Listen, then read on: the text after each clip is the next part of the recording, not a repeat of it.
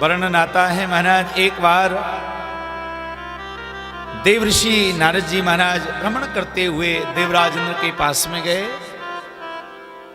महादेव जी ने कहा, पार्वती जो प्रश्न तुमने किया है ना, यही प्रश्न देवराज इंद्र ने नारद जी को किया था कि महाराज आप मुझे बताओ आखिर में ये समीपत्र भगवान गणेश जी को क्यों प्रिय है।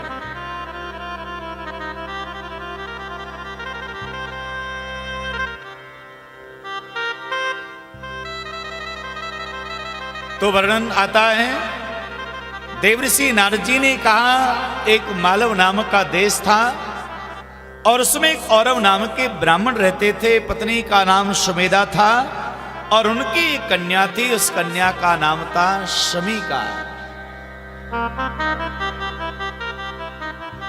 ये शमी वृक्ष जो है ना, ये पूर्व जन्म में एक कन्या थी।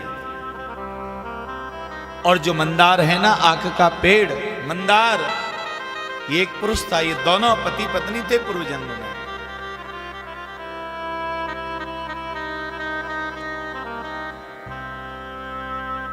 तो औरव नामक के ब्राह्मण के यहां पर समीका नाम की पुत्री है। बड़े लाड़ चाव से पुत्री का लालन पालन किया।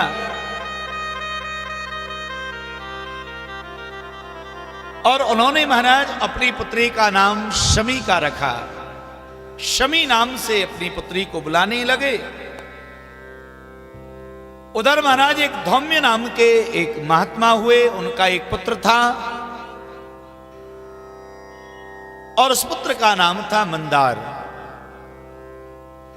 तो इधर महाराज औरव नाम के ब्राह्मण की पुत्री ये समीका जब विवाह के योग्य हो गई, जब विवाह के योग्य हो गई, तब इन्होंने क्या किया, अपनी पुत्री समीका का विवाह ऋषि बालक मंदार के साथ में कर दिया।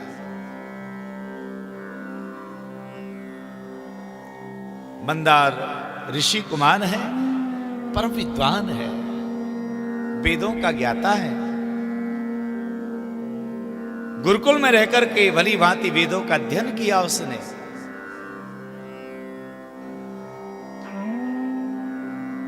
और समीका को लेकर के वो अपने निवास पर गया।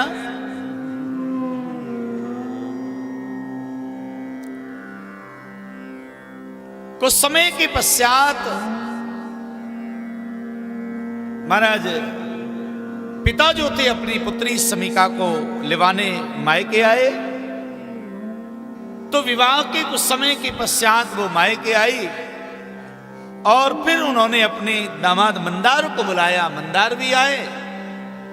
विवाह के वर्षों के बाद फिर से जब समीका को लिवा करके ले जाने लगे, तो मार्ग में क्या हुआ महाराज, एक महात्मा को देखा। वो महात्मा बड़े विचित्र थे, भगवान गणेश जी के अनन्य भक्त थे।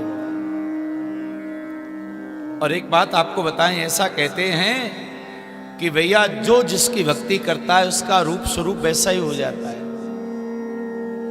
श्री राम की भक्ति करने वाले राम जैसे प्रतीत होने लगते हैं, कृष्ण की भक्ति करने वाले कृष्ण जैसे प्रतीत होते हैं, महादेव की भक्ति करने वाले महादेव जैसे प्रतीत होते हैं,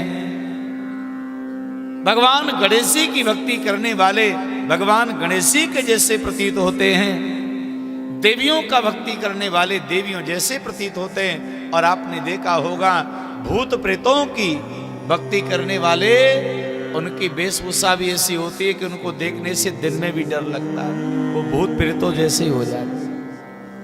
हाँ, जिस देवता की आराधना में हम हैं, उस देवता का प्रभाव स्वरूप वो सब हमारे जीवन में आता है। तो एक महात्मा जी भगवान गणेश जी के अनन्य भक्त। गणेश जी कितने भक्त थे महाराज कि संयोग से, देव योग से उन ऋषि के मुख जो है महाराज वो गणेश जी की तरह हो गया। उनकी जो सूंड है वो उनके मुखमंडल पर प्रकट हो गई।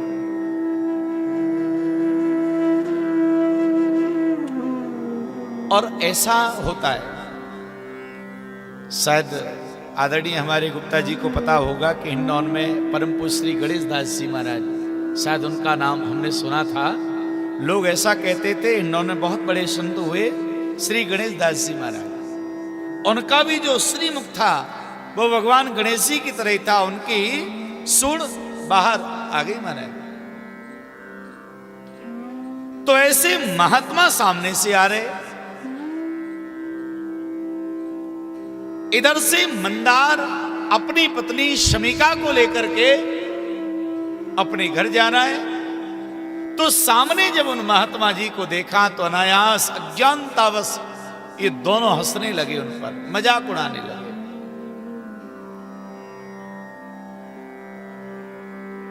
अब मैंने जैसे ही मजाक उड़ाने लगे तो महात्मा जी को बड़ा क्रोध आया।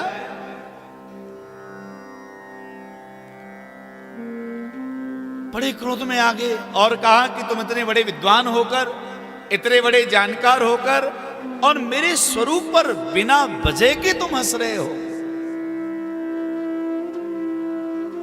क्रोध आ गया महाराज और उन्होंने क्या कहा, अतो यातं वृक्षयोनो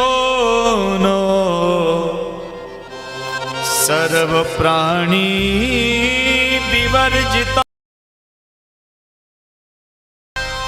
श्रापं श्रुत्वाति कठिनं संतप्तो तो बभूवतु।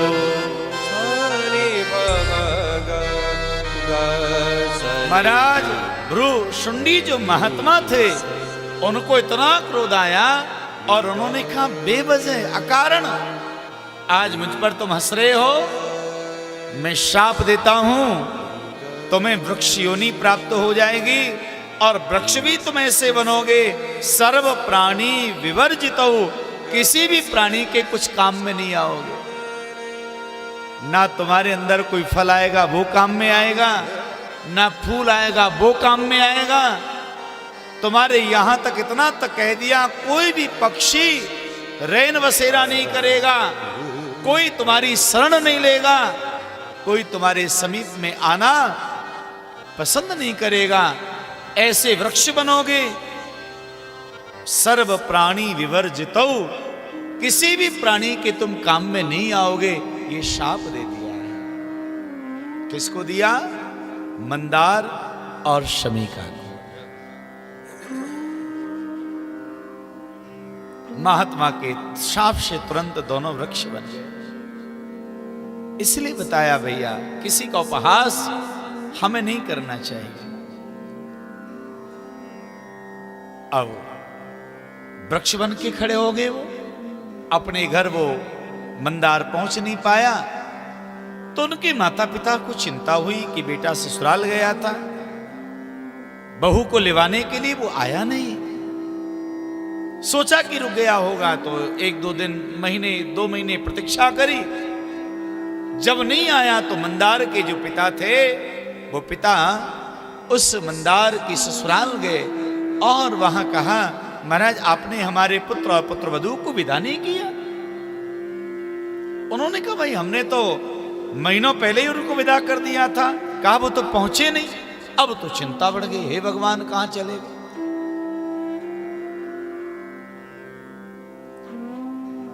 कहां मिलेंगे, ढूंढने लगे और ढूंढते ढूंढते अब चरण चिन्हों को देखते जा रहे हैं, पाद पद्मों को देखते जा रहे हैं। कहां मिलेंगे, कहां मिलेंगे।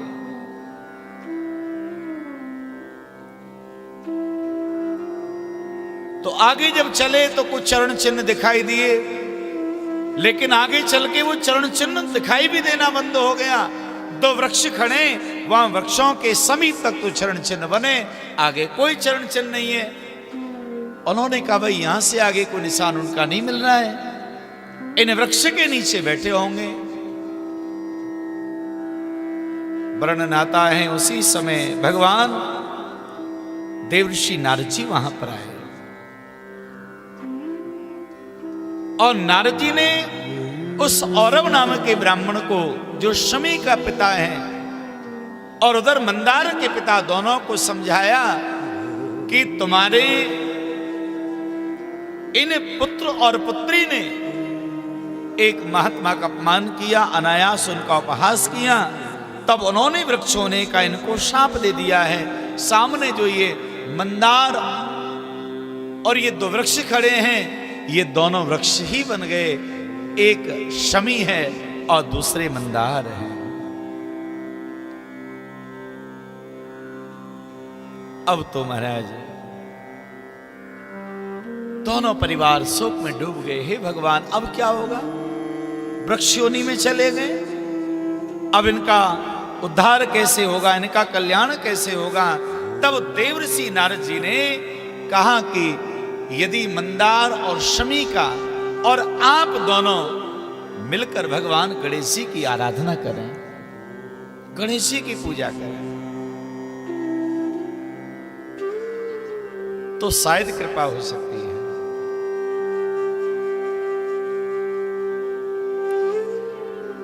वर्णन आता है, और ब्राह्मण ने अपनी पुत्री के लिए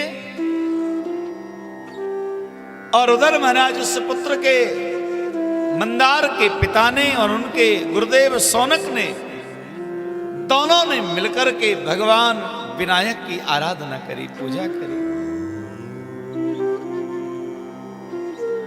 विधिवत पूजा करी।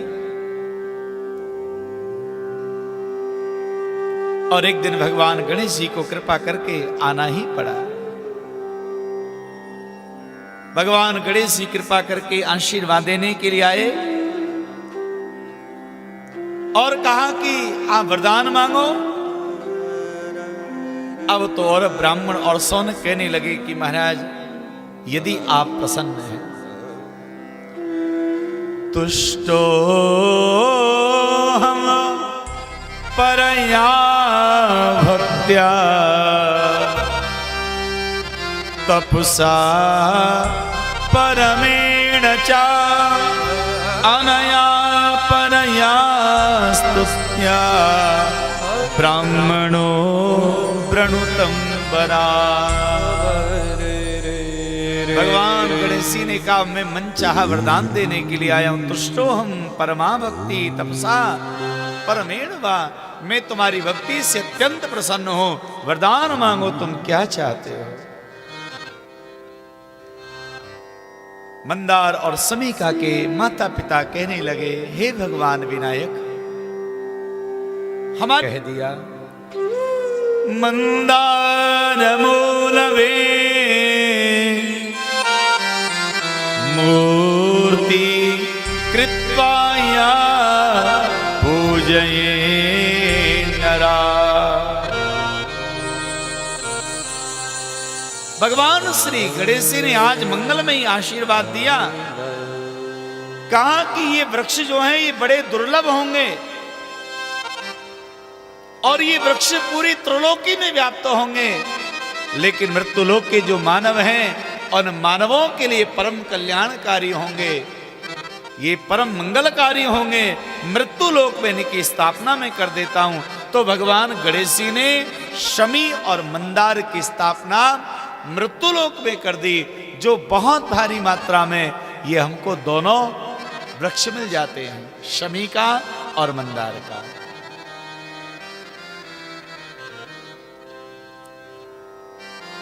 अद्भुत कहा महाराज, कह दिया, अयमेव बरो दत्तो वृक्ष योरीर दुर्लभा, ये बड़े दुर्लभ वृक्ष होंगे।